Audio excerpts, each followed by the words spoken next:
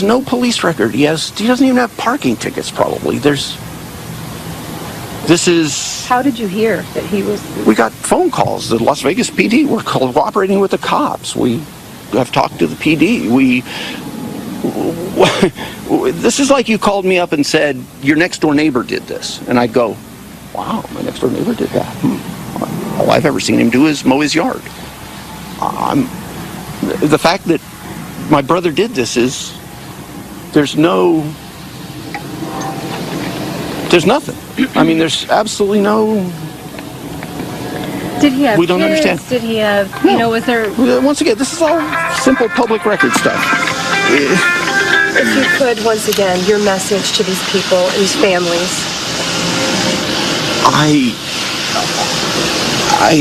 There's not even anything I can say. I mean, how do you... I mean, my brother did this. This is like it was done, like he shot us. I mean, if he'd have killed my kids, I couldn't be more dumbfounded. I mean, it doesn't...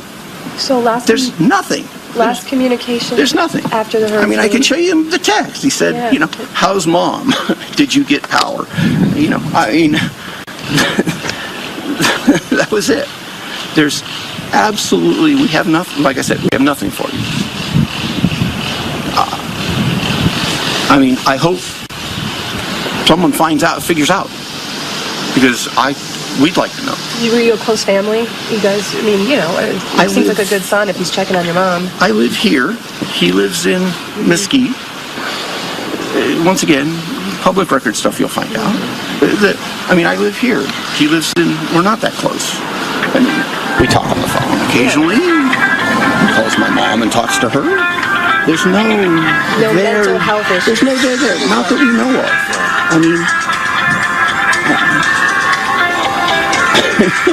I mean, he was... Did you know him to have guns? Was he an avid shooter? I mean, No, not an avid gun guy at all. The fact that he had those kind of weapons is just... Where the hell did he get automatic weapons? He has no military background or anything like that. I mean, when you find out about him, like I said, he's a guy who lived in a house in Mesquite and drove down and gambled in Las Vegas. He did stuff, ate burritos. I mean... Was the woman that they were looking for his girlfriend? Yes. Yeah, Mary Lou. I mean, that's why I was on the phone with the cops. It's because What do you know about we were worried that he might have hurt her, too. Police are actually describing her as his wife. I don't... They might have got married, but I don't think they're married. It's just his girlfriend. What do you know about her? She's a nice lady. I've met her 3 or 4 times. She's got a Facebook page. She sends cookies to my mom. I mean...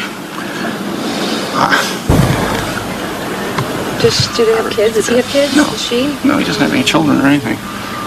I mean... Yeah, there's nothing. She must be feeling helpless when the we're police... shocked. I mean, it's like, you think it's except that it came in, all 5 of my phones in the house and the cells and everything lit up at the same time. I'd have thought it was one of my friends joking. What, I mean, when you get a phone call that says your brother, just killed a bunch of people. So, this is not... So... What are you doing? What are you going to do now? I mean, what is your next move? We're going to hope you people stay at least on the sidewalk. We're answering the phone and talking to random people, but we're telling them we're going to put out a 5-line statement that says what I've just told you, that we're shocked, horrified, completely dumbfounded.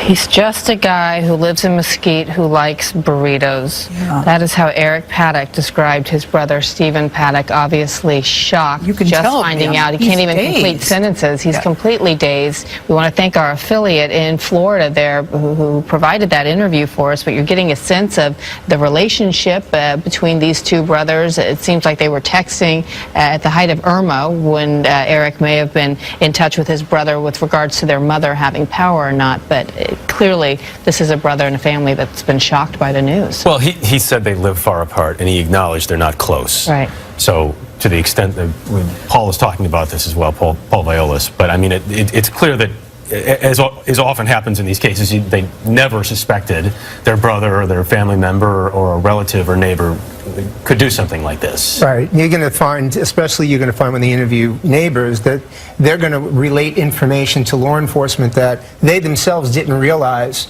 were behavioral red flags, but were in fact behavioral red flags. Mm-hmm. In this particular case, listening to the brother, and I'd love Fran's opinion on this as well, it appears that he's more in shock than anything else. Yeah, you and can tell that. When they say, he texted me during, is mom okay, his house okay during the hurricane, it really speaks to a relationship that was event-driven and not something that was ongoing. Well, it's interesting because when they asked, are you and your brother close, he said, well, I live here and he lives there. You could see that he was clearly dazed when he was talking, and the number of phone calls that he was getting on his phone, where the phone kept ringing, where people wanted to talk to him about what was going on. And he didn't even know if his brother was married or not, or if they were just living together. And we haven't, unknowns. to be honest, law enforcement is saying right now, I believe they're describing her as his wife, but he didn't He didn't seem to know the answer to that He wasn't question. sure of that.